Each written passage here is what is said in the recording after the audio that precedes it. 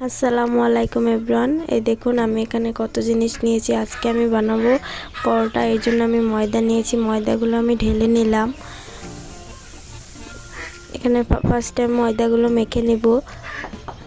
তার জন্য আমি এখানে দিয়ে দিলাম নুন। নুনটা পরিমাণ মতো দিতে হবে। নুন দিয়ে এখানে অল্প তেল দিয়ে দিব।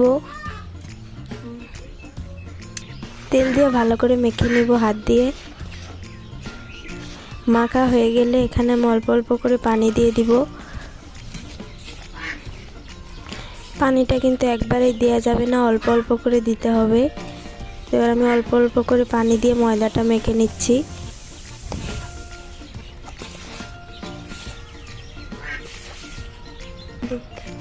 ময়দাটা মাখা হয়ে গেছে। এবার আমি একটু তেল দিয়ে ময়দাটা ঢাকা দিয়ে রেখে দিব। তো অল্প তেল দিয়ে দিলাম। দেখুন কি সুন্দর হয়েছে। এবার আমি ময়দাটা ঢাকনা দিয়ে 5 মিনিট রেখে দিব। 5 মিনিট রেখে দিয়ে এদিকে আমি পুরটা বানিয়ে নেব। পুরটা বানানোর জন্য আমি কড়াইতে তেল দিয়ে দিলাম। এবার পেঁয়াজগুলো দিয়ে দিব। পেঁয়াজ দিয়ে দিয়েছি। এবার ভালো করে নেড়ে চেড়ে দিব।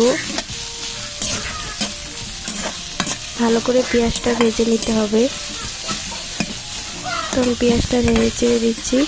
পেঁয়াজটা ভাজা হয়ে গেছে। এবার আমি একটু মরিচ দিয়ে দিলাম। এখানে মরিচ দিয়ে আবারও নেড়ে চেড়ে দিয়ে এখানে আমি মশলাগুলো দিয়ে দিলাম। এখানে আছে হলুদ গুঁড়ো, ধনিয়া গুঁড়ো আর মরিচের গুঁড়া। এগুলো দিয়ে আমি ভালো করে নেড়ে দিলাম। এটা কিন্তু আপনারা রোজার দিনে অবশ্যই ট্রাই করবেন। ইফতারে আপনারা যদি একবার খান বারবার খেতে যাবেন। তো এখানে আমি 2টো ডিম নিয়েছি, চাইলে আপনারা আরও বেশি নিতে পারেন। তো ডিম দুটো আমি ভেঙে এখানে দিয়ে দিলাম। দিয়ে ভালো করে নেড়ে চেড়ে দিতে হবে। এটা আপনার ডিমের বদলে চিকেন দিয়েও করতে পারেন, সেটা আরও বেশি মজা লাগবে, কিন্তু আমার কাছে ডিম দিয়ে বেশি ভালো লাগে। ডিমগুলো দিয়ে আমি ভালো করে নেড়ে চেড়ে দিচ্ছি।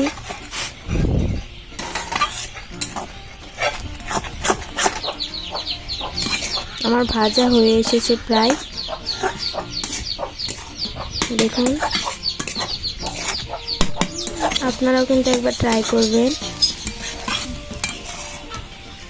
এবার আমার ভাজা হয়ে গেছে। এবার আমি নামিয়ে নেব।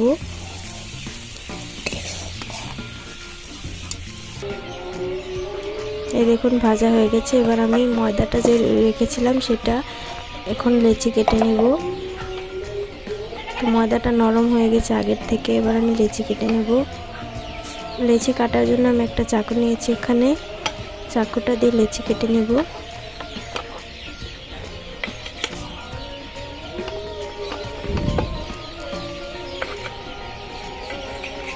এখানে আমি 5টা লেচি কেটে নিয়েছি। এবার লেচিগুলো গোল গোল করে বেলে নেব।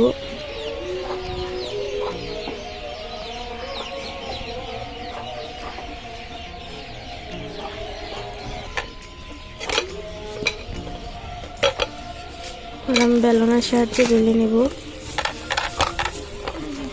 অল্প অল্প করে ময়দা দিয়ে এটা বেলতে হবে, না হলে আটকে যাবে। ময়দা নিয়ে নিলাম, নিয়ে ভালো করে বেলতে হবে। তো আপনারা আমার ভিডিওটা শেষ পর্যন্ত একটু কষ্ট করে দেখবেন। তো বেলে নিয়েছি আমি সবগুলো রুটি। এবার আমি কী করে পরোটাটা বানাই আপনারা দেখুন। এখানে আমি একটা রুটি নিয়ে নিলাম। নিয়ে যে পুরটা বানিয়ে নিয়েছিলাম সেই পুরটা এটার উপরে দিয়ে দিব। বেশি করে পুর দিলে খেতে বেশি ভালো লাগে, তাই আমি বেশি করে দিচ্ছি। বেশি করে পুর দিয়ে উপর আমি আরেকটা রুটি দিয়ে দিব। দিয়ে বাটির সাহায্যে কেটে নেব।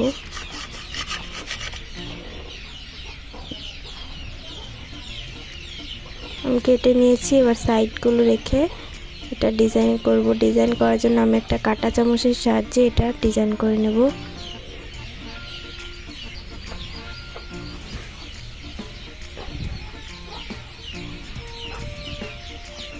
এই দেখুন কি সুন্দর দেখা যাচ্ছে পরোটাটা।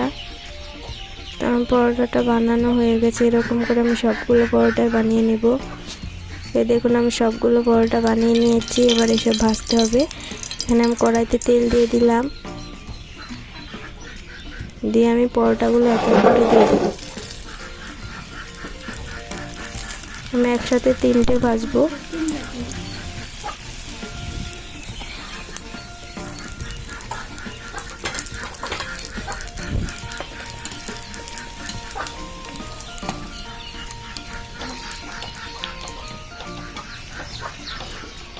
এক সাইড হয়ে গেছে, এবার আমি উল্টে দিব। সবগুলো আমি উল্টে দিচ্ছি। এই পরোটাটা এত বেশি মজা লাগে, একবার বানিয়ে খেলে বারবার খেতে ইচ্ছে করে। তো আজকের ভিডিও এই পর্যন্ত। আল্লাহ হাফিজ।